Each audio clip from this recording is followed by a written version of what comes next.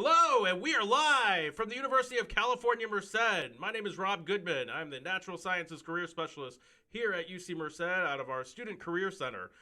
Welcome to Career Conversations. Career Conversations is a podcast series where we try to talk about trends, look at initiatives, innovations, to really help you, the student, understand the world out there. And what better way to understand the world out there than really looking at storytelling, looking at retention development, and looking at trying to really help you, the student, to grow and really move on to your next steps as well. So we host these as a way to give ideas and give you innovations and training for your next step. So today we have John Newton. He's an expert in retention. He's an expert in storytelling, and want to talk a little bit to you today about one, yourself. We'll begin with the first question that is out there that almost everyone always gets in an interview. Everyone always gets this question in an interview.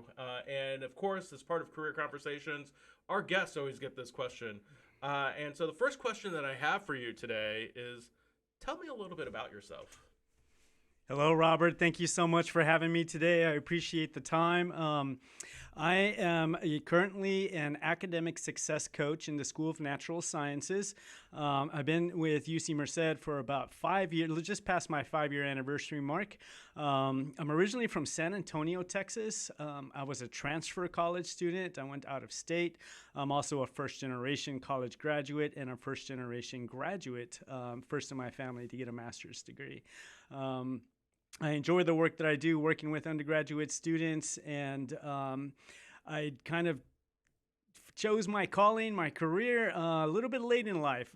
People often talk about taking a gap year after graduating. Well, I took about 20 gap years until I finally determined what I wanted to do in a fulfilling career, which has brought me into higher education, which I'm very pleased that I chose this path. Haven't looked back, and I enjoy working with college students.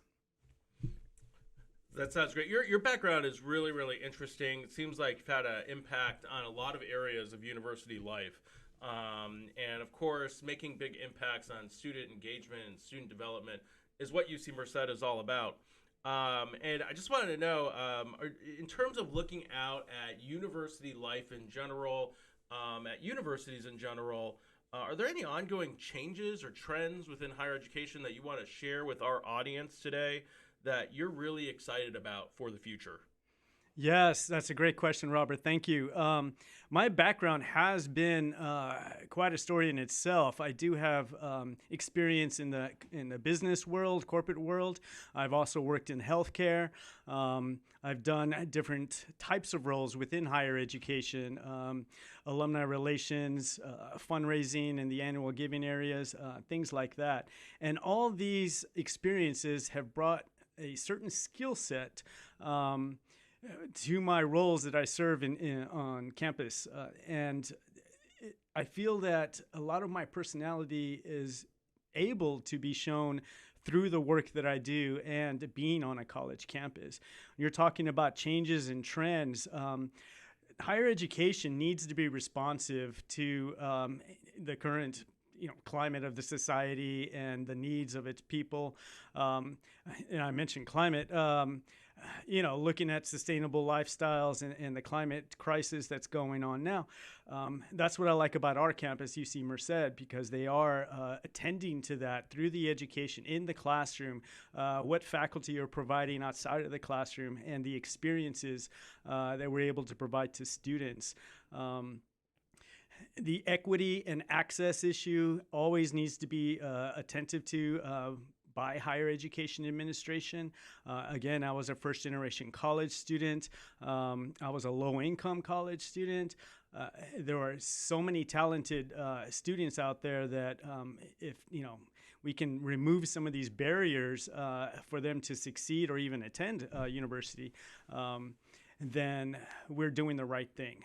And that's what I like about higher education right now. They are being responsive to the needs of society to address and hopefully use education. I have a strong belief that education is the primary way that we can progress as a society, and move forward and resolve some of the issues that have been plaguing our society for a while. So I am excited about how higher education is being responsive to these current issues that we're all seeing right now. That sounds great. And on the idea of trends in higher education, how can current undergraduate students really seek a career in this space? How can they prepare for these trends in the future? I know with the pandemic, it's been really interesting. Just within society as a whole, you've seen a lot of changes. You've seen a lot of how we work type of situation. Career conversations is just one of those ideas that came out of the pandemic as a way to better connect with individuals, no matter where you're at. How can students really prepare for a changing world? How can they prepare for the trends that you mentioned? Bottom line, this word is going to be bolded and italicized and underlined. Engage. You have to engage in your college experience. I tell everybody that I meet, it's more than just going to class, reading a book, getting a grade, and then all of a sudden you have a diploma. The university setting, the college setting, higher education, or education in general, there has to be an engagement from the student to get the most out of it. What you put in is what you're going to get out of it. So I stress that a lot. And that can look many different ways based on the students' value systems, their needs, what they're motivated to do. And motivation is a key word here. Engagement requires some sort of intrinsic motivation. Often students are told what to study or don't choose the majors for themselves. Often students change their major once they begin university and see the choices that they have. Sometimes students don't know what they can do with their major that they enjoy or what options they have after they graduate. Universities where focus can happen, and then because of the education I received, especially my master's degree in education, I realized that the educational setting is also so vital to a person's development, young adulthood, the independence gained during the college life. Even a first-year college student moving away from home and living with a stranger for the first time in the residence halls, keeping their own schedule, learning time management. All this is engagement. So Robert, you and I pretty much do the same thing. As a career counselor, and as an educator, I'm focused on student development. I want them to get the most out of college. And our roles intersect. Stories from college experiences by our students is what binds us in our work. A failure story, a success story, a team story, a story that a student can share when they advocated for themselves, a time when they learned learning moment story. These all show the intrinsic motivation of why a student majors in a certain subject, why they get involved on campus or seek experiences. We do the same work, just in different ways. It has to be, we want students to get engaged, to start developing these stories that they can share with potential employers. But it's so vital to their development, getting involved, join a campus organization, become a leader for a campus organization, become a mentor, become a peer advisor, orientation leader. These are the things that are going to provide them the skills, communication, leadership, but they're going to learn a lot about themselves and become more aware of what they're capable of, what their value systems are, because that can change in college as well. I changed my major. I was told we need a lawyer in the family. Go be a lawyer. And I'm like, okay, so political science, pre-law. And then my sophomore year, I decided to change my major because I saw the breadth of the curriculum and the opportunities. So I wanted to become an ambassador for the United Nations, and I changed my major to international relations. Am I doing that right now? No. I'm in higher education, student success, retention, and graduation. I want to get students to graduate. But that still provided a story that I can tell about students who may be thinking about their major, what they want to do. So to sum up, to gain skill sets, through engagement that is based on their intrinsic motivation. That's my recommendation. That's what I see, that higher education can be the space for students to gain these things, that's going to help them later on in life. Yeah, and I agree. And I always tell students it's okay to switch. It's okay to switch paths. In fact, over the course of someone's life, they usually average between 4 to 5 careers, different careers in different areas over a lifetime. So where you start work usually isn't where you're going to end work. And so it's just really interesting to let students know that it's okay to switch. It's okay to look out. I think I switched my major when I was I did switch my major when I was in college. I think I went from political science to history. Not a stretch. Those are somewhat related. Very similar, but I switched over too. It's okay to switch. When I was even within history, I think I switched like my focus area because it was just as a strategy. I went into grad school thinking I was going to be a social historian, and discovered everyone was a social historian. And there are a lot of jobs in the history of science and technology, history of engineering. No one wanted to go into the specs. No one wanted to open up, blueprints. And I was more than willing to do that. And so you gotta find your niche. You gotta find ways to advance. And so I think that's great advice to students as well. In terms of trends, there's always changes in higher education. We are on the cutting edge of the universe of the unknown, and once we figure something out through testing, through hypothesis, things change, right? And so being able to adapt to those changes are key to really advancing yourself. Speaking of changes, the idea of student development, the idea of making changes. I consider you an expert in student retention, at storytelling, at student development, and student engagement. What recommendations do you have for our students, maybe even prospective students that are interested in coming to UC Merced? How do you really become like a better leader as a student? And then really, what recommendations can you give to those students about really growing at the undergraduate level at a 4-year institution? Great question, Robert. One of the most impactful pieces of my education was learning about how students develop in the college setting. I took a class called Student Development Theory, the college student. And I have some favorite theories that I gravitate toward. Nancy Schlossberg's transition theory. Transition is a major component of college life, moving from high school to the university life, becoming more independent.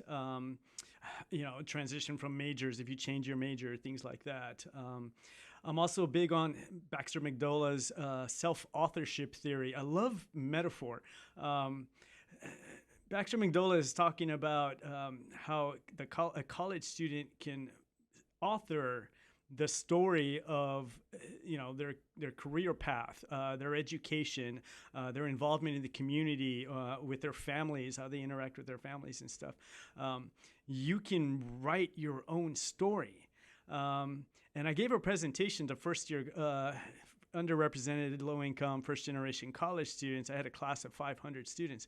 And I gave a presentation at the very start of every semester to this class.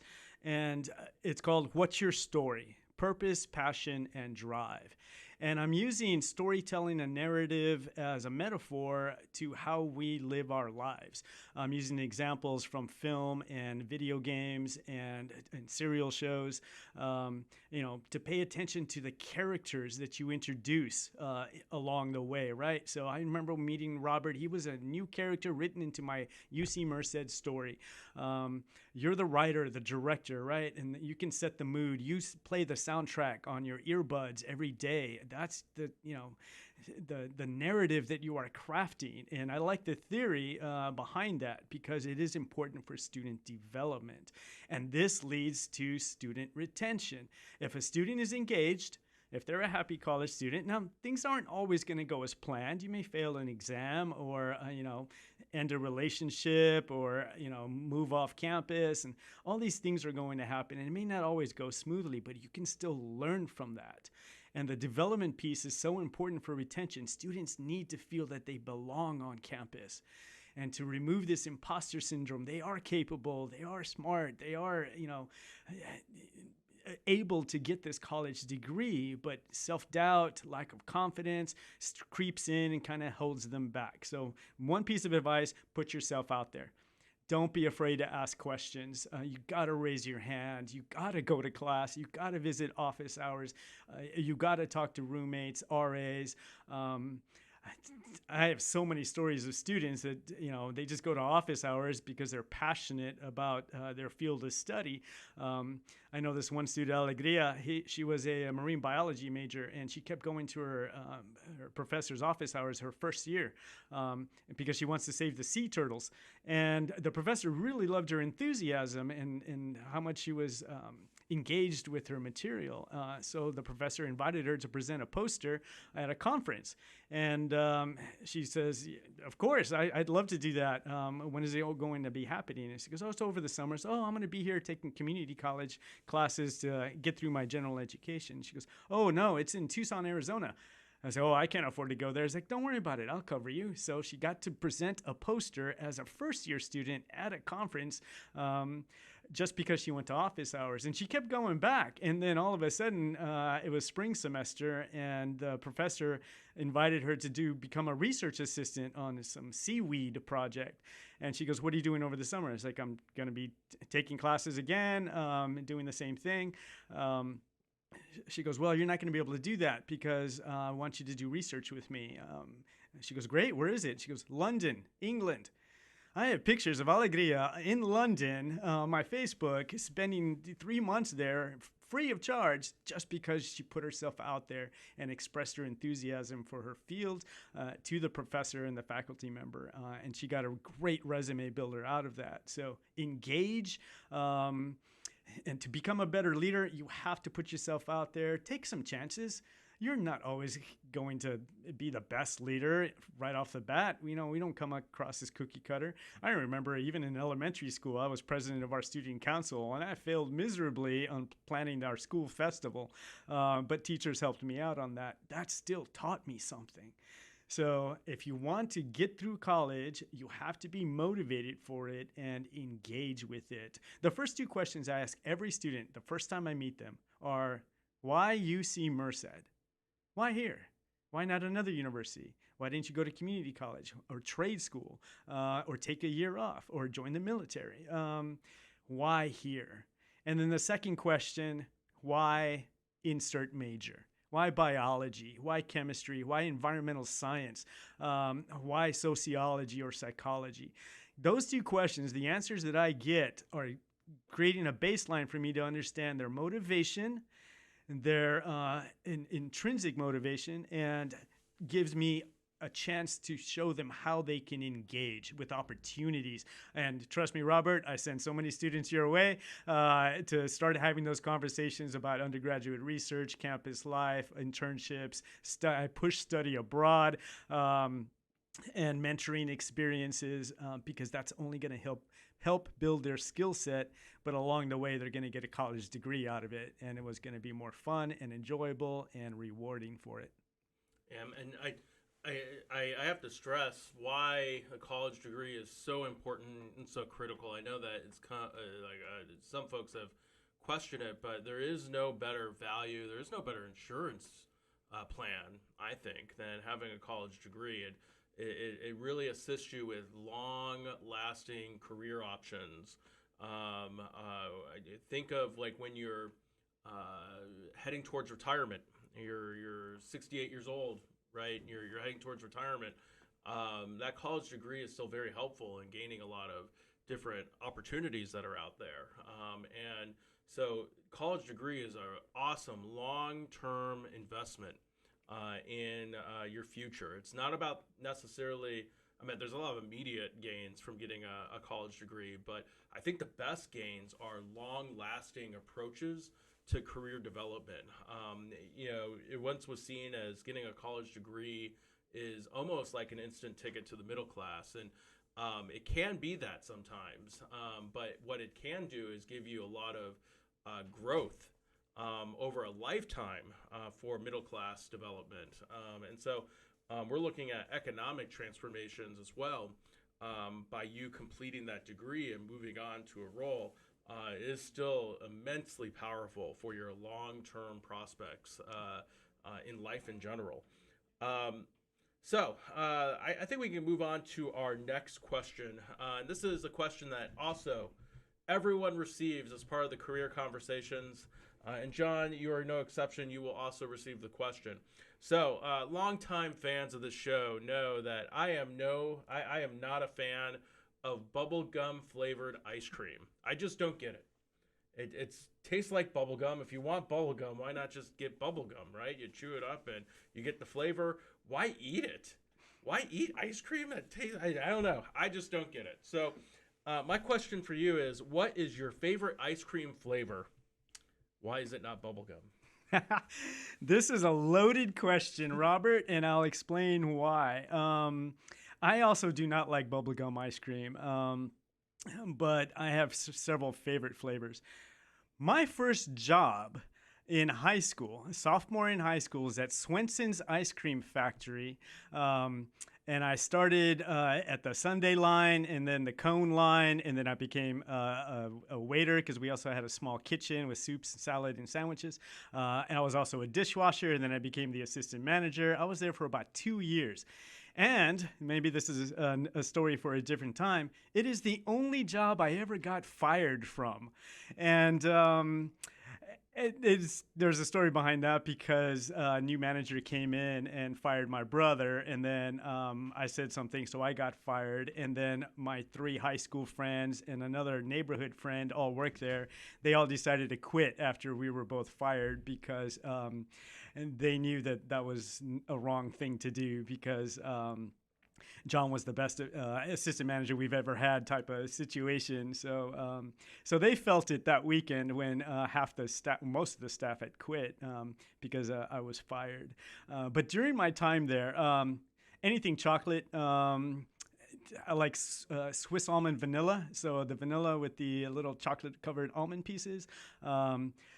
I like Rocky Road, the dark chocolate brownie or something like that. Now, I'm just looking at standard flavors. I mean, you got these other brands that have like a bunch of different flavors, like Ben & Jerry's and stuff like that. So, yeah, certain combinations of flavors I really enjoy, but it has to have nuts. It has to have chocolate. I also like a good Mexican vanilla. That's also very tasty. So great question. I love that. Just to let you know, because we've had a couple of folks come on the show and they're like, I really like pints from Ben & Jerry's and this pint and that pint. Notice that there is no bubblegum flavored Ben & Jerry's ice cream. Right. Just saying. Exactly.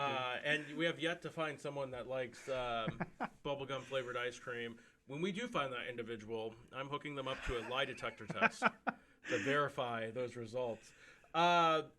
So why do you think, and this is really an exciting time, I think, to be working in higher education, so many changes.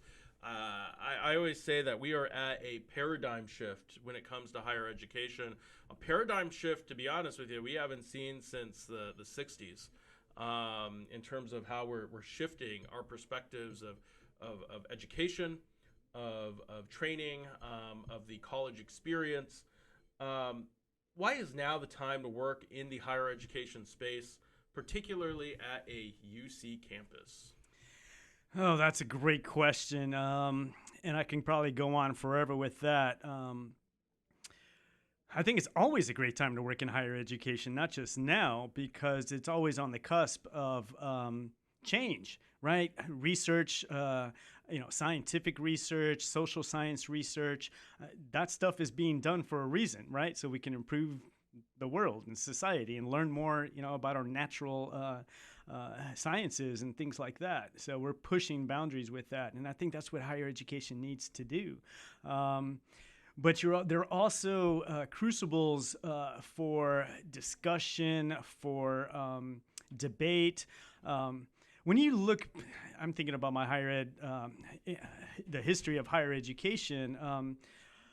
The free speech movement began at University of California, Berkeley in 1968, right? 69. The first instances of student resistance, against the Vietnam War and the bombing of Cambodia, and then Kent State in 1970, when the National Guard, opened fire on students on that campus and stuff. Higher education has always been a place for analyzing, for discussing, for pushing boundaries, and for, looking at these topics that are very volatile or unknown.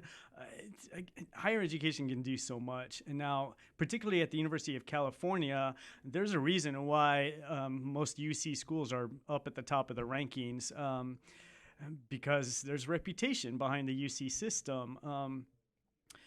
I love this campus because we're keep getting awards for sustainability in our green offices and what we're doing with our net zero and reducing carbon footprints and everything on this campus that we're doing with that. So now is the time to do that. We see that this is an urgent issue, and the University of California is on the front lines trying to impact this. We live in an agricultural valley.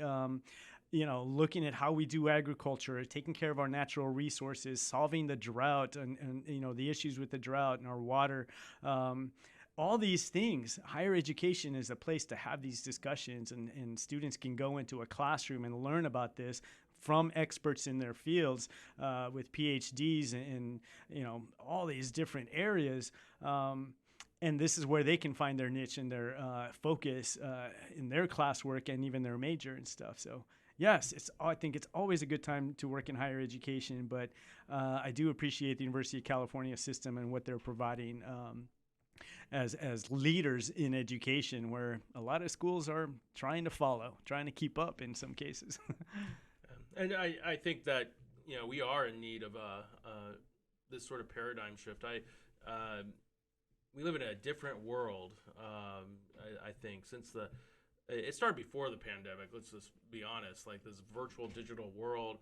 But I think everyone started to see it when during that 2020 to 2022 type of situation of this need of access for students and non-students as well. I always remember back in the early 2000s, UC Berkeley used to put up their series on iTunes of lectures that they've had and held for entire classes. And they'd put every single lecture for like an entire class on iTunes for people who are not students to download and learn and explore more. And so there's a lot of things that we can sort of give as a university. I always joke that 1968 was a fantastic time, but also is closer to the start of World War I than it is to contemporary era. And so it's such a great way to sort of look at higher education and say, hey, what can we do to sort of push the boundaries? What can we do to adapt to a strange new world? And the UCs are always on the front of that. We are always on the cutting edge. And at this time, I'd like to remind our audience that we have, I believe, a lot of different positions open right now at jobs.ucmerced.edu. If you would be interested in joining such an innovative campus, fighting for a 21st century world, now's the time. Go check out that link. So in terms of back to students, now that I did the quick plug for the campus and our incredible job openings that we have, what words of advice do you have for students interested in engaging in campus leadership in the future? What can they do as a student now to prepare for campus leadership? Is there anything that they can do? So you meet with a lot of students that may not have perfect 4.0 GPAs with a GRE at the 99th percentile. And yet, maybe they graduate or they're coming up in their junior year and they have 2.2 GPAs. What do you do to sort of motivate them to say, you can still do it? What can you do to sort of help with their prospects of continued life advice? Great question. Look at the long game. Play the long game. I have so many anecdotes of students that I've supported in the past.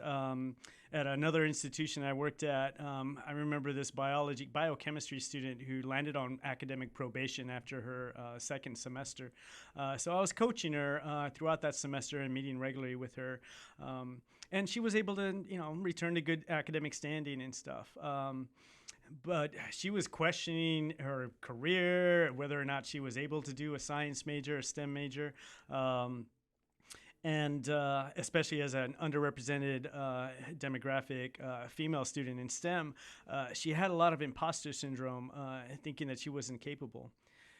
Well, she just last year finished up PA school at Duke University, and now she's working at the very prestigious University of Chicago Hospital in their transplant unit. And she was on probation.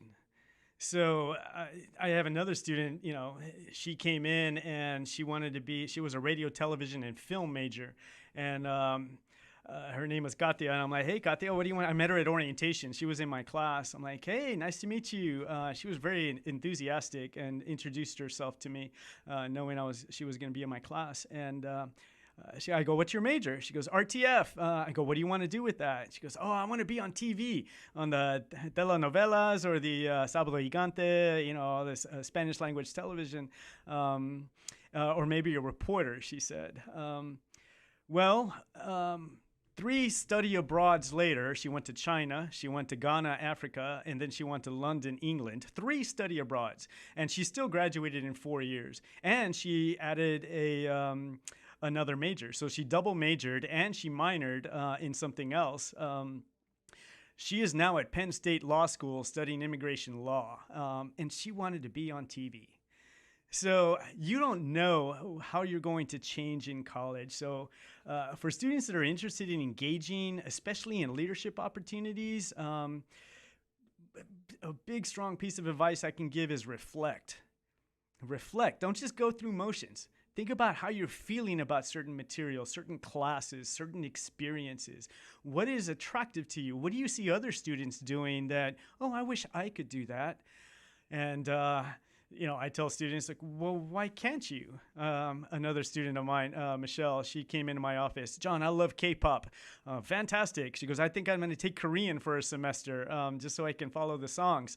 I'm like, great. Teach me some when you're done.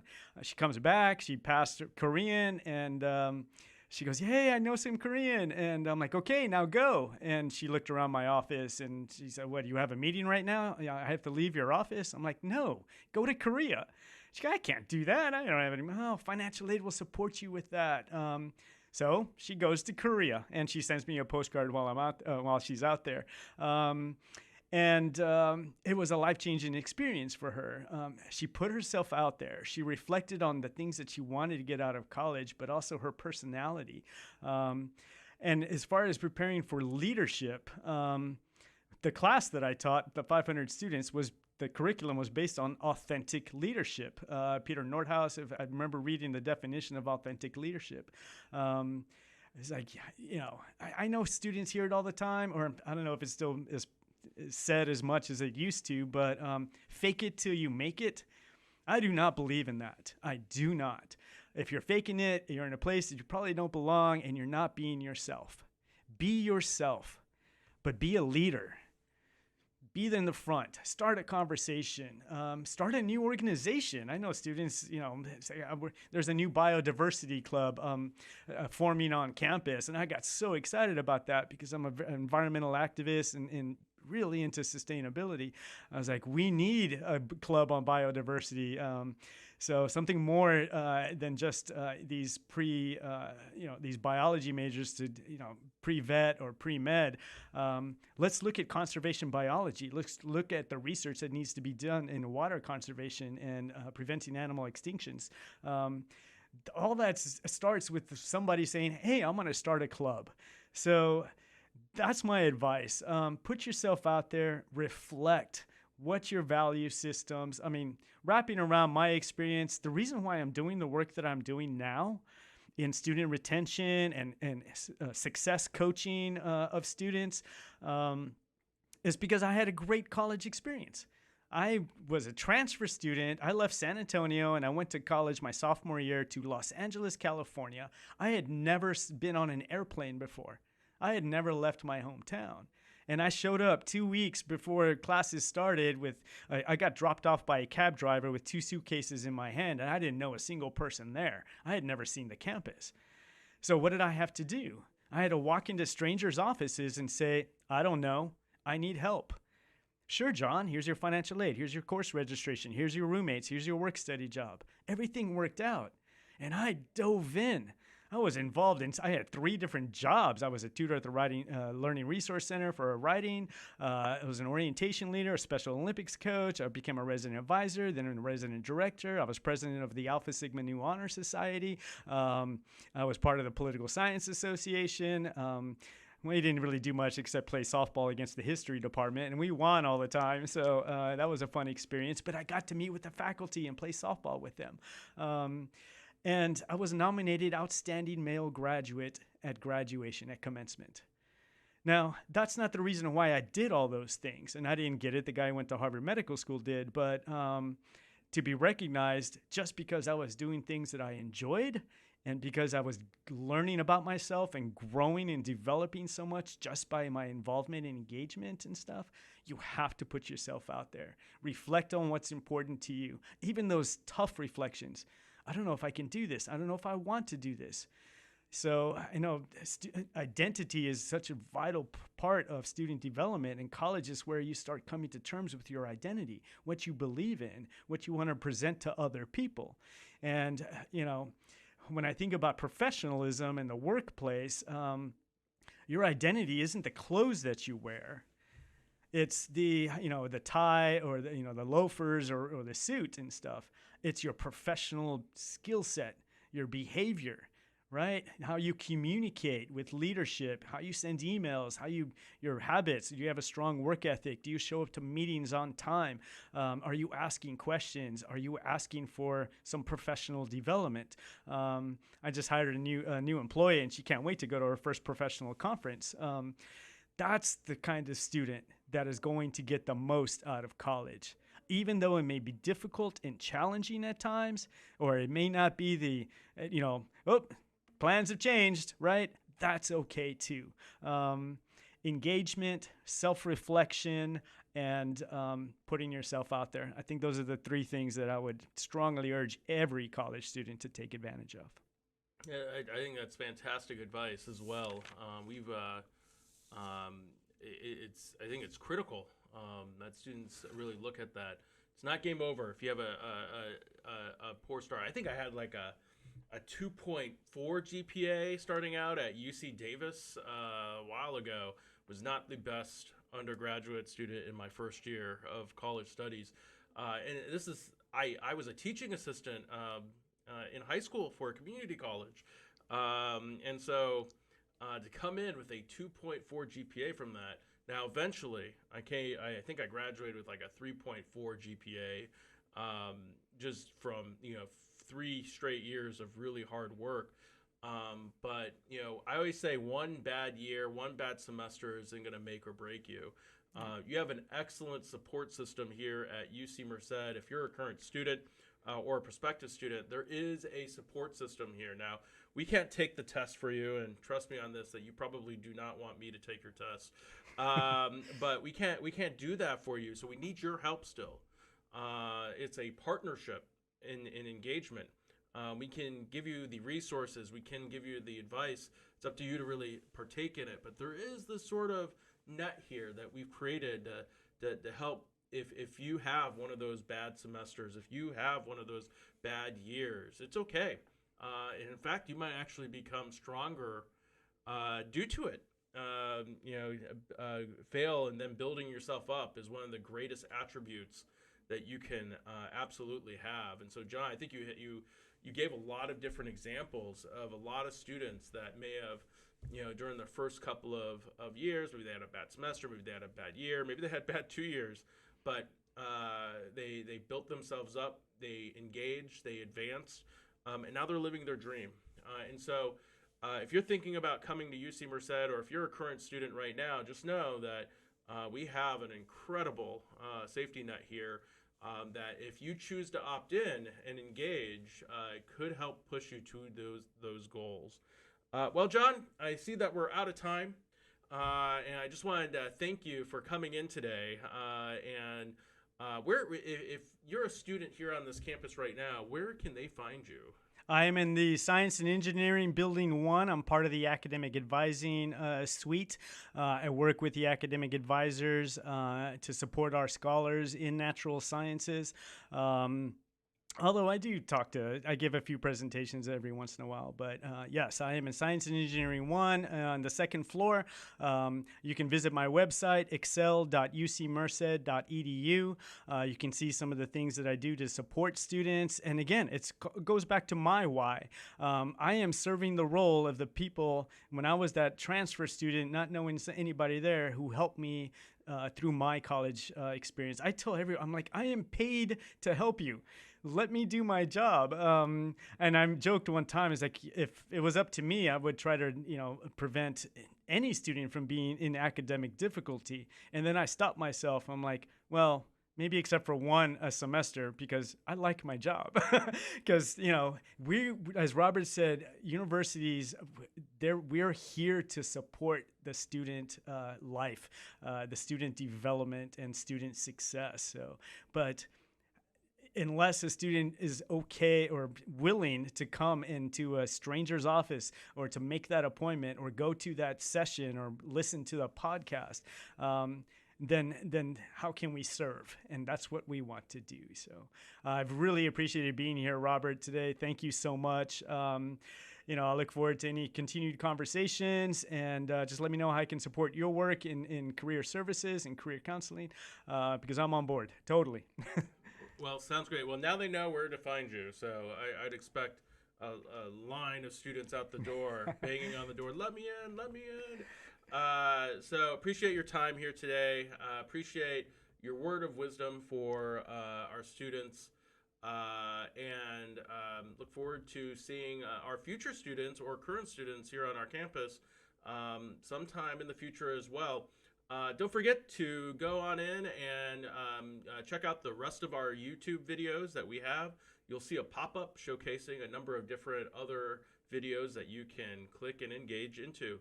Thank you so much for coming out today, and thank you so much for watching this video. Appreciate it.